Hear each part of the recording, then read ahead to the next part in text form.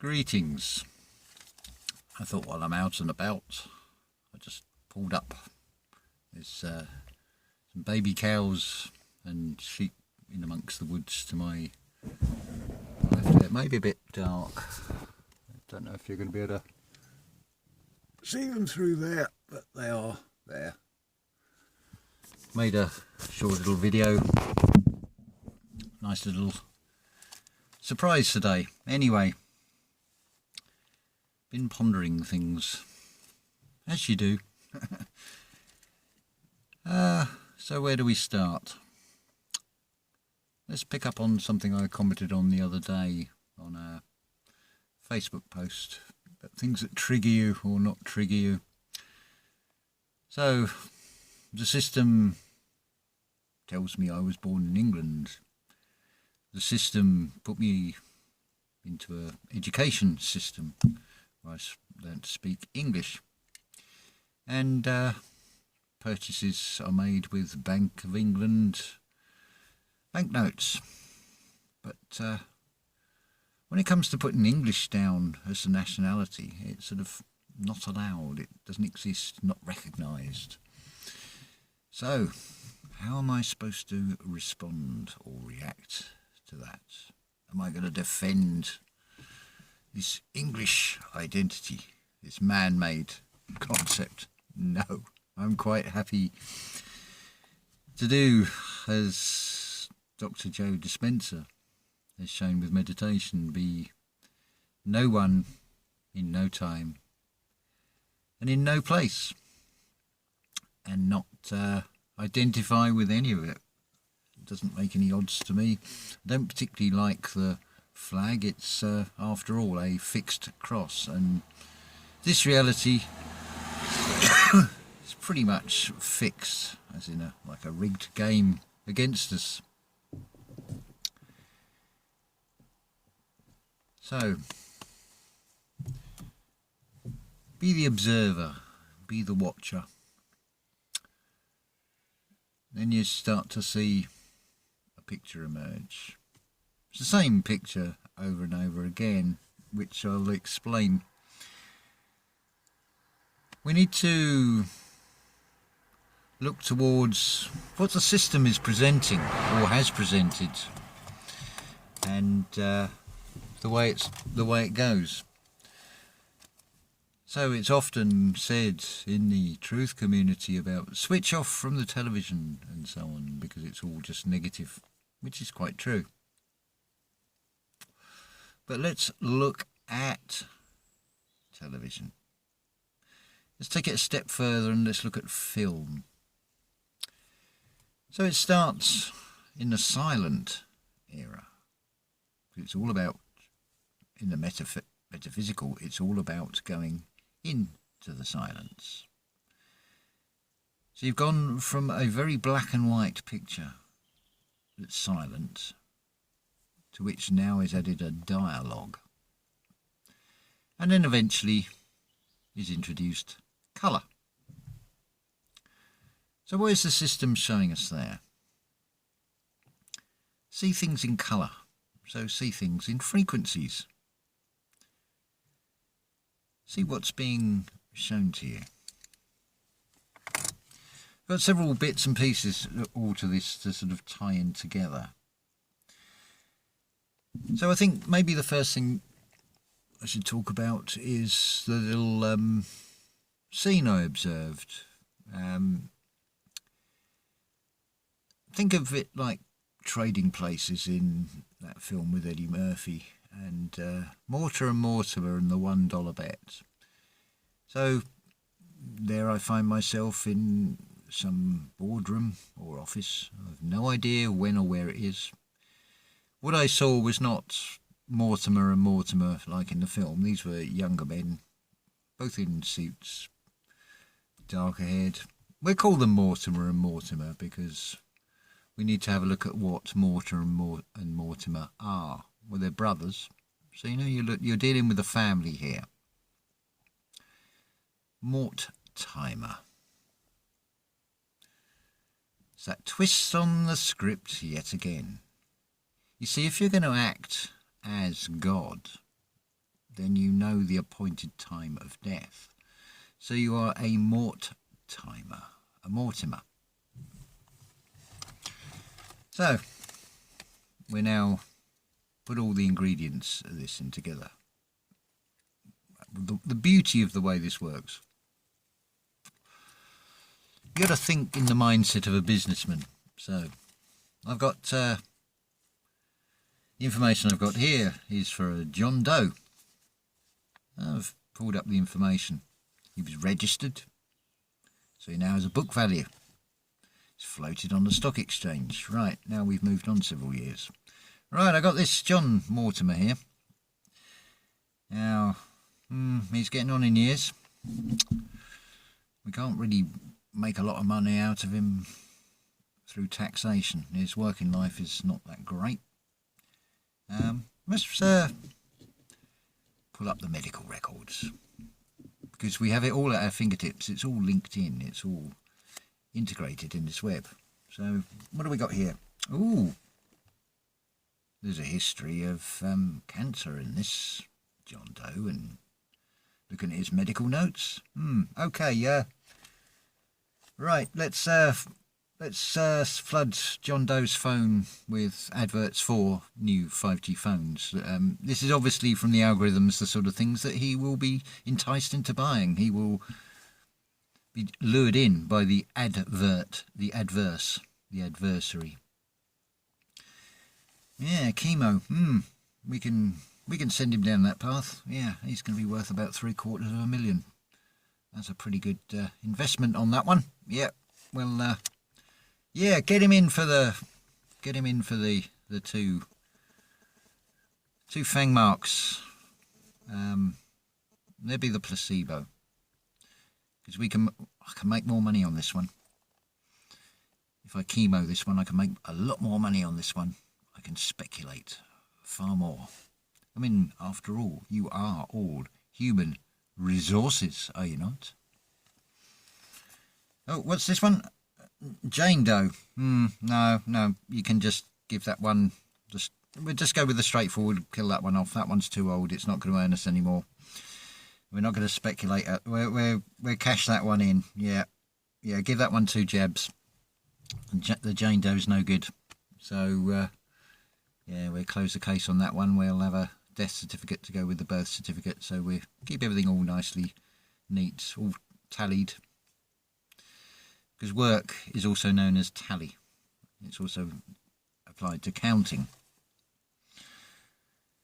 So this is pretty much how it works. But Mortimer and Mortimer. So he thinks he's put a dollar bet on with me to make nearly $750,000 out of the chemo on this one. Right, let's mess it up for him. I want to win that pound. So what am I going to do? Let's juggle the stocks and shares. Let's drop the price on the chemo. You owe me $1. Your plan didn't work. That, ladies and gentlemen, is exactly how this works. When you have a no human spirit trust, like in the UK, you put the nurses on the front line.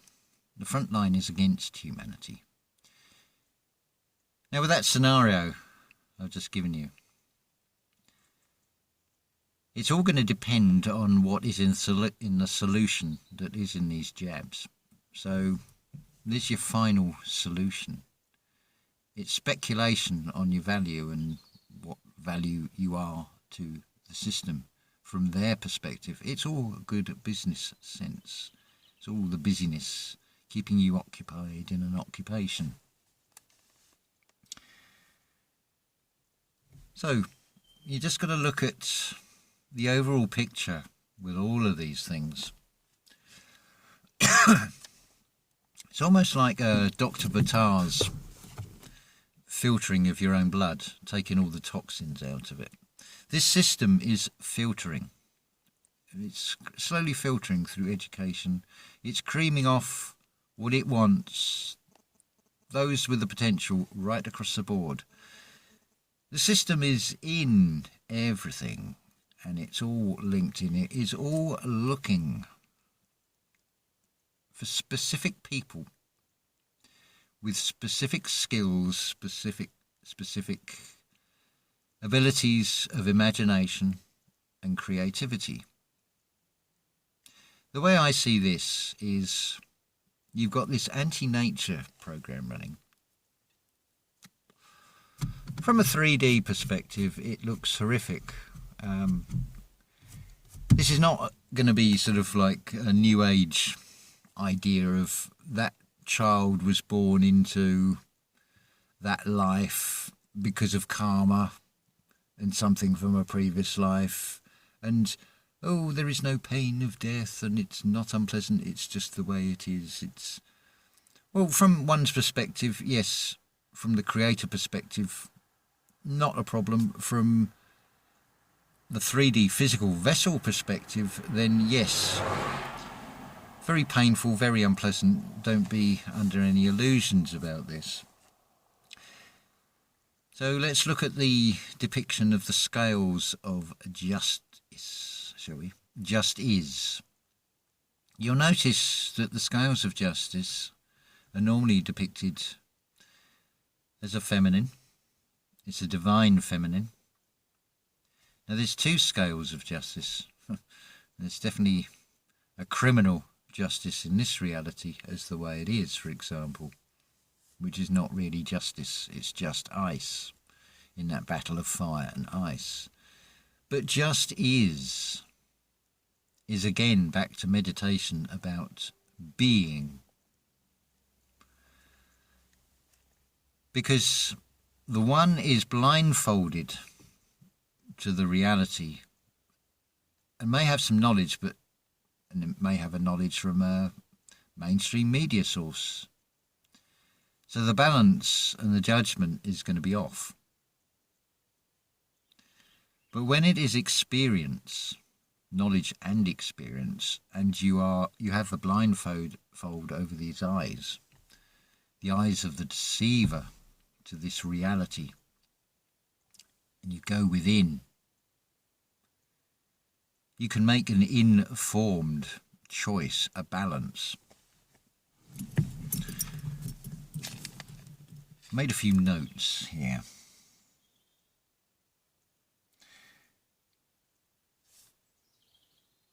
So what is this system looking for in particular?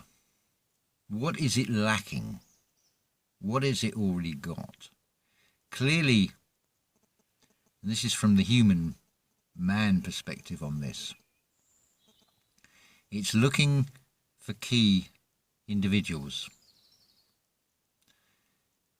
I would say what it's actually looking for is to find the creative, imaginative minds with this insane plan that they can actually find the spark of creativity, which you would want to do if you wish to set yourself up as a false messiah. That's right. I agree with the sheep in this case. Or is that the unwashed, those that have been watching television? It's a bear either way. Anyway, we'll come back to that bit. So, there's a definite tie-up between looking up to the heavens and what is shown on earth. Because when it is just is, when you're going into this new age of acquire us, you're bringing heaven upon earth. You're joining the two together. You're driving a wedge between that battle of fire and ice, the solar cult and the lunar cult.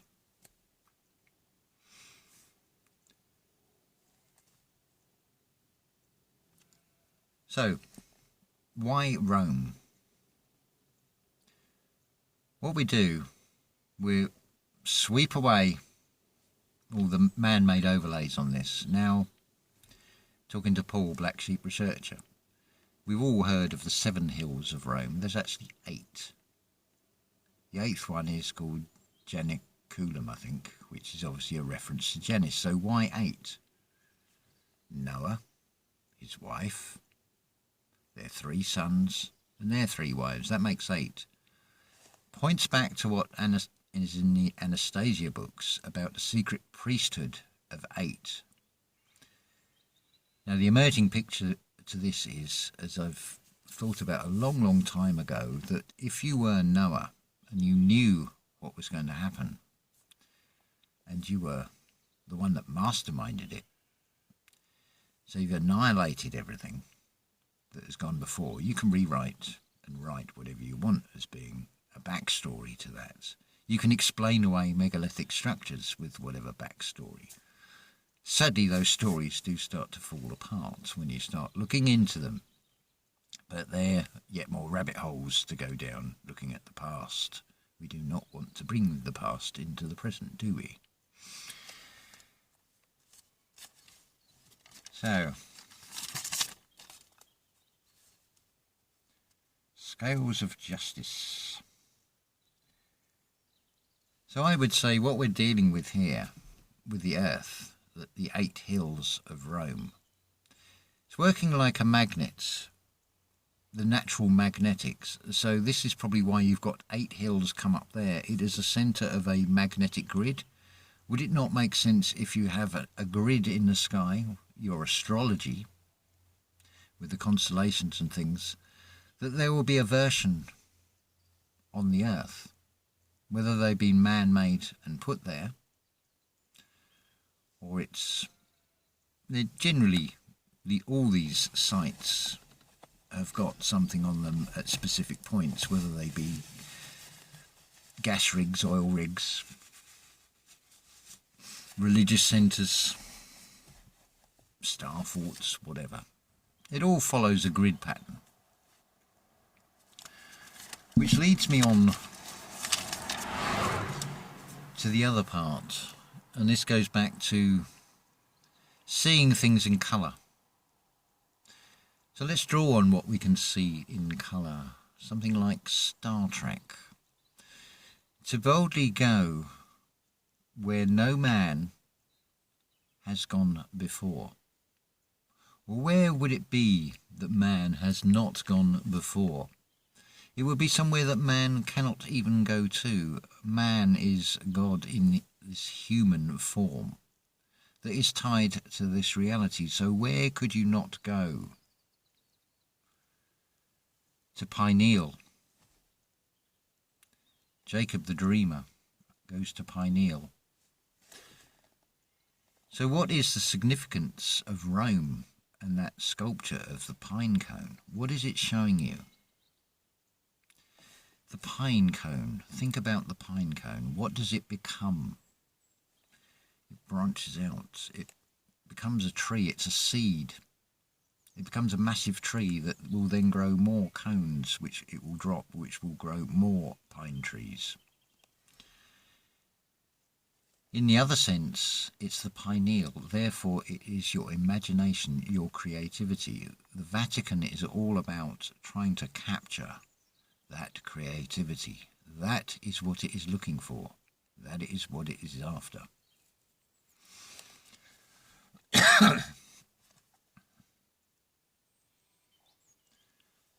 So, this wonderful world of governments, they think we are so sweet.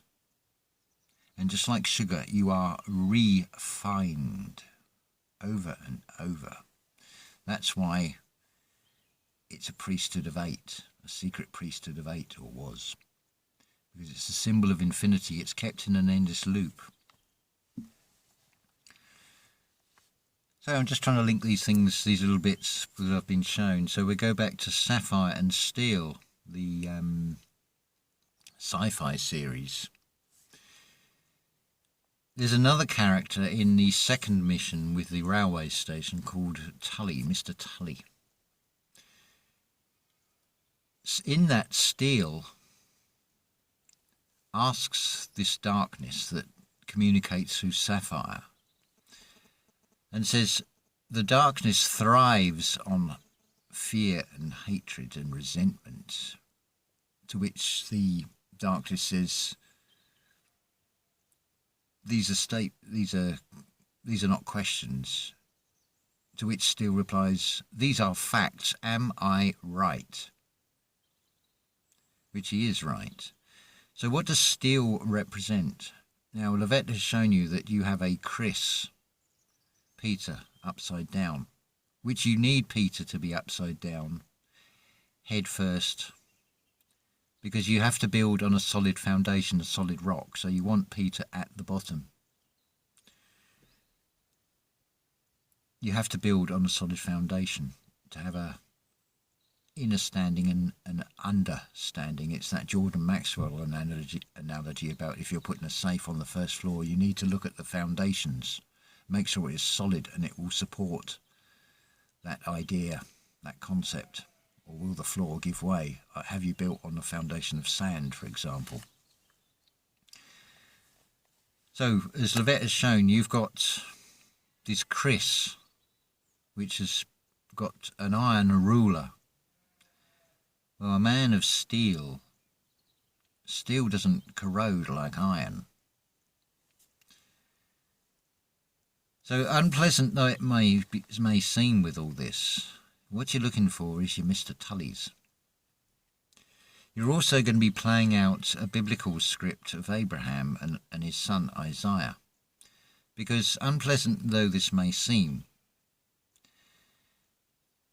a lot of those around you are going to succumb to this. And this is where the balance will come about. This is where the deal comes in.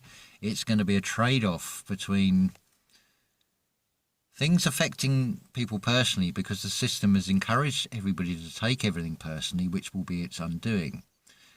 As people start to find within their immediate surroundings what immediately affects them in their lives, they are losing family members. But I want to ask you this: how far are you prepared to go to see this through? Are you prepared not so much to put your loved ones on the line, because if they don't listen, they won't listen. Are you prepared to put yourself on the line? I would go with Neville Goddard with this and see to the end of this, which I want to bring in. I want to end this now, and what better way to end this now is to talk about the film Terminator.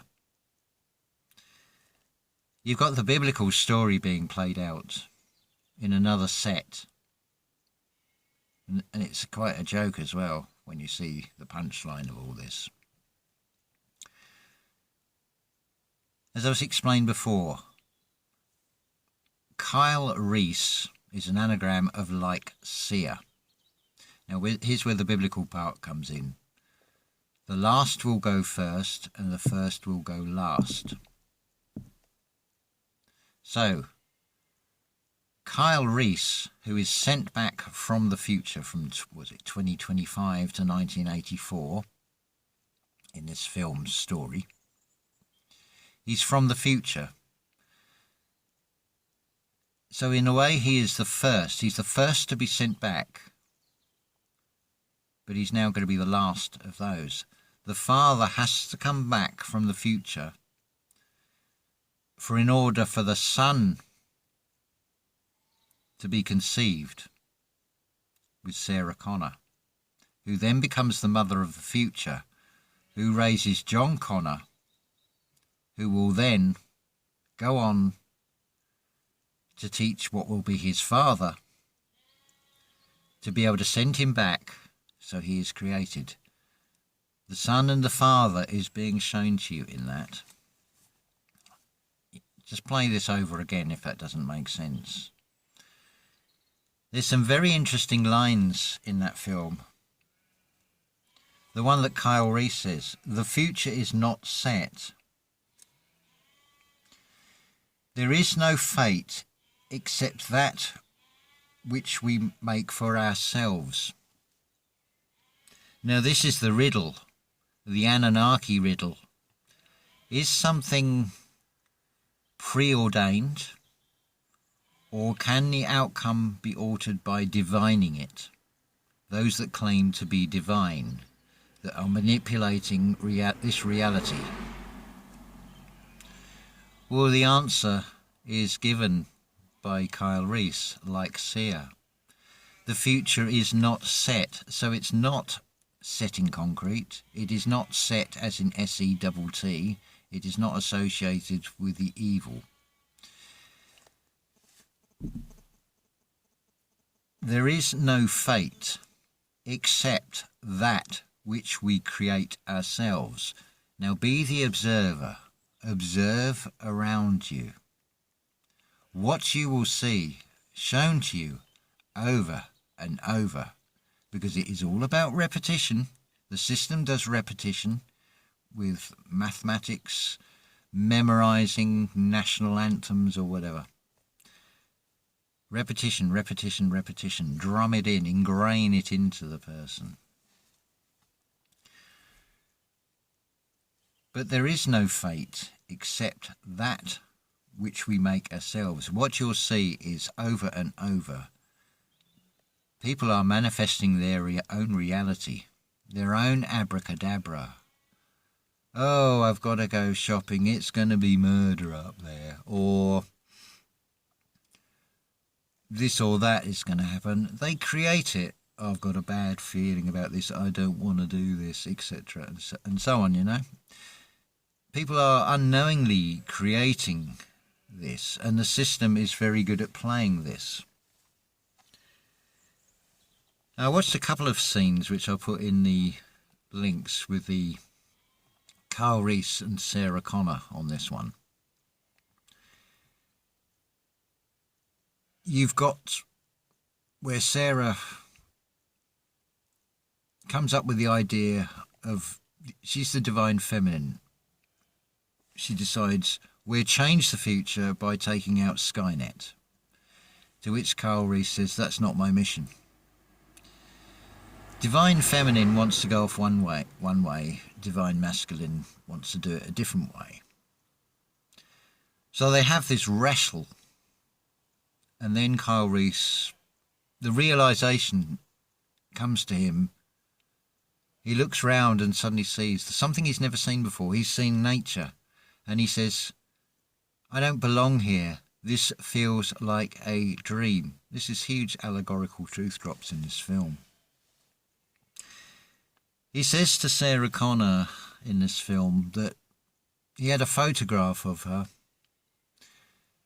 and he memorises every line and every curve in this image of Sarah Connor. And he says to her, I often wonder what you were thinking of that day. Now we skip forward to the closing scene of this film. Sarah Connor knows what's going to happen. She's heading into Mexico. She's heading south. She's making a recording for her future son, and at this point she's saying, what can I tell you about your father? That's a tricky one. A person could go crazy just thinking about this. Because here's a bit of a thing. You're dealing with an endless loop of future has to happen for the past to happen, for now to happen. So Sarah's saying on this recording, what can I tell you about your father? And this Mexican boy comes up and takes a photo of her and says, if I don't take $5 back, my father will beat me. So being the kind woman, she's blossomed. Sarah Connor has changed from this incompetent waitress at the start of the film. She's now come into her own. She is the representation of the divine feminine. These are just characters again, and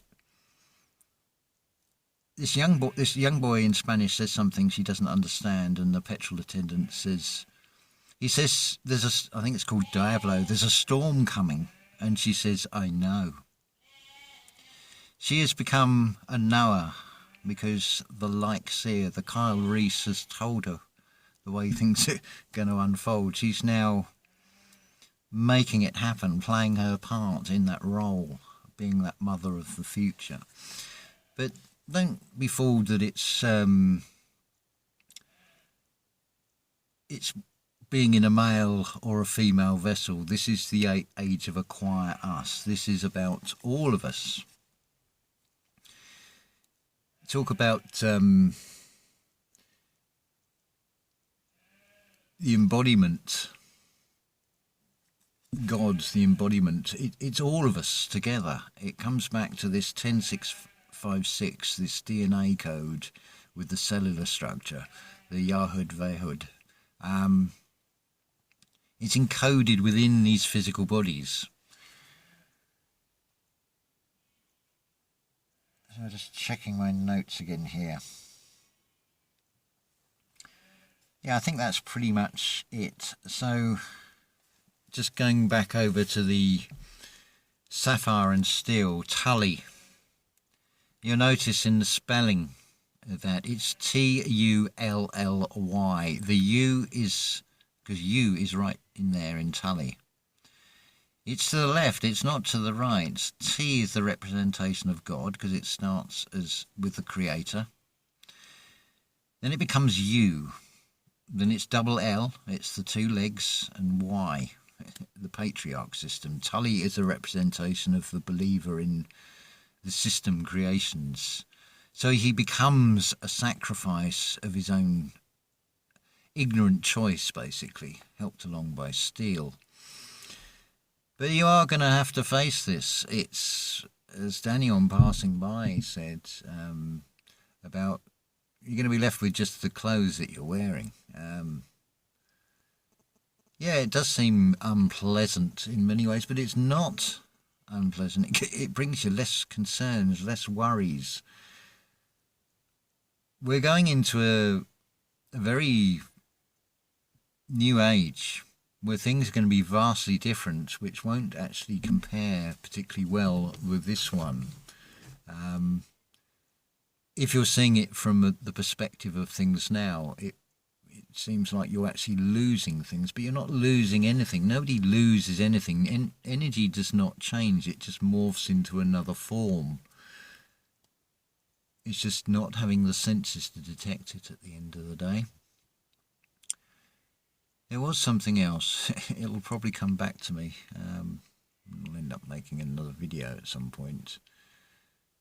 This hasn't flowed as well as I wanted, but it stands. I've created it, and that's the way it is. And I'm going to run out of time now anyway, so I will say ta-ta for now, and just find that sapphire and steel within you. You're going to have to be stronger than ever with what's coming. It's not fear porn either. It's just coming to a realization that it is what it is. Another way of explaining it is Jesus says he can rebuild the temple in 3 days, but it took 46 years to build. Well, 4 and 6 makes 10. So it's a 1 and a 0. It's the power on and off button symbol. It's also the double 23 chromosome of a male and a female, as Danny has shown you on passing by 33. Just different expressions of showing the same thing. So it's all about breaking this cycle with old habits, old ways, old traditions, hanging on to the past. We're going into something new, and the new is always just now anyway. It's already around. Sorry, I'm distracted by the cows in amongst the trees here. They're really quite sweet. You can probably hear all the sheep noises throughout this. Be interesting to hear on playback. Anyway, I have waffled on long enough, so any points you want cleared up, just drop a comment and I shall reply. So I shall say ta-ta for now and have a wonderful day. The light is going here now. Anyway, ta-ta for now.